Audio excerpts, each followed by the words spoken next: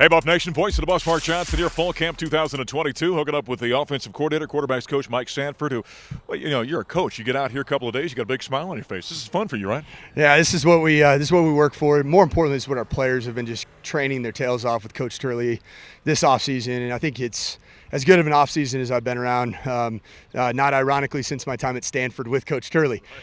Truly is the best in the business, and I think it just gives our players a different level of confidence now having a full summer, a full offseason without any COVID restrictions. So just to see their energy, that's what brings a big smile to my face. Mike, when you get here like you have, the installation of your system, talk about that process and how it went for you during the summer. Yeah, we essentially over spring ball wanted to get the nucleus of what we wanted to be, the DNA as we call it, and then from there we wanted to kind of take it, look at what we did this spring, and then take the next steps within the system. It could be just window dressing on basic concepts, but I think we're in a place right now where I wouldn't say the entire offense is in, but the bones of what we want to be able to do are all in. And for us, it's really right now about a couple of the schemes that you can't do in summer because you're not in a padded environment over the course of June and July. For us to be able to do those things right now, and that's where some of the rust might be. Just some of the run game stuff that you don't have a chance to really do with pads on or with a helmet on in the summer. In terms of like the pass over the course of the month of June and July, our players were running 2 highly organized practices a week. Obviously, the NCAA rules I think are very beneficial for a new offensive scheme. The fact that the coaches were able to be there as well, kind of mixed in with our vacation time.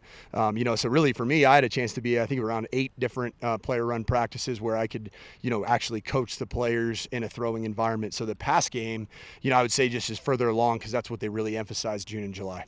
When you do that, I think that's an interesting balancing act a coach does. Do you come into this situation and say, this is my system, it's going to fit on this team, or this is my team, I'm going to fit to my system? Yeah, I think it goes both ways. I would say some of the evolution that happened from, the very end of spring ball and the data that we were able to acquire, we find out a little bit more about our personnel, whereas like spring ball is really about the system, and then fall camp is more about catering the system to, the particular attributes of your quarterback position, of your offensive line. We're better, we might be a better inside zone or an outside zone team or a gap scheme team. Obviously we're going to keep that tight to our vest until game day. But, the thing I love about what we do systematically is built in within our system. I think we can really touch different aspects of the game of offense that we need to be able to touch without having to alter dramatically from spring ball to fall camp and into week 1 and week 2. You mentioned quarterbacks. You got a much deeper room this year than we've had here in recent years at Colorado. So that's number one. Number 2, the competition. Give Buff Nation an understanding of what you're looking for, how long that process goes on.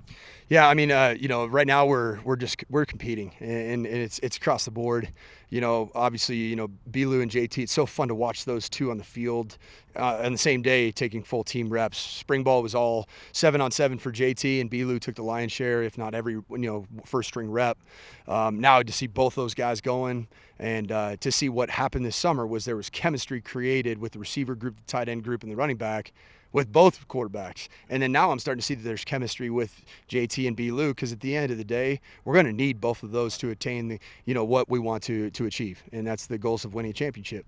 And so that's our mindset going in. Is it's not, hey, we're naming one guy the starter, the other guy's going to hold a clipboard and signal the rest of the time. We're going to have not necessarily 2 quarterback package or rotation quarterback, but we're going to need both those guys to win a championship. I think there's no question about it. And right now, what I'm seeing is they're trending towards being at the level that we would deem fit of a quarterback to win a championship. When you have a competition like that, it kind of raises both guys, doesn't it? Yeah, and that's kind of the word I heard when I got here was that Bilu's game even last fall camp when JT was healthy was at a higher level. And then just innately having somebody else that they almost kind of enjoy going back and forth, and doing different things, showcasing their different attributes.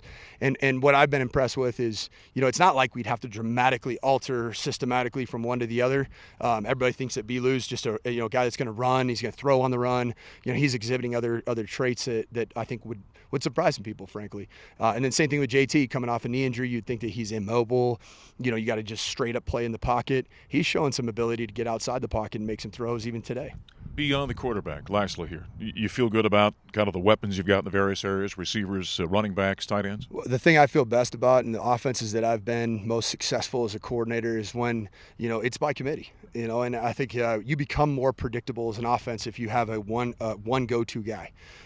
We want to utilize all 5, eligible receivers, whether it be, 2 tight ends on the field at the time, 1 tight end on the field at a time, 2 receivers, 3 receivers, 4 receivers on the field at a time, and then the running backs. We want to have them able to be involved in what we're doing and distributing the football.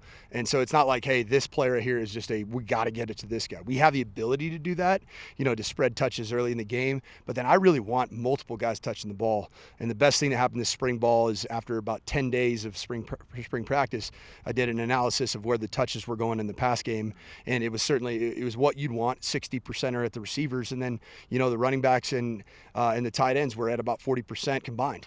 So that means that our quarterbacks are getting through their progressions. They're not just saying, our tight ends are only blockers. We're going to be able to utilize them in the pass game. We're going to be able to utilize the running backs in the pass game. And I love that today. I watched us throw balls to the running backs, and I've never had a full group from top to bottom with natural ball skills. So that's exciting to see.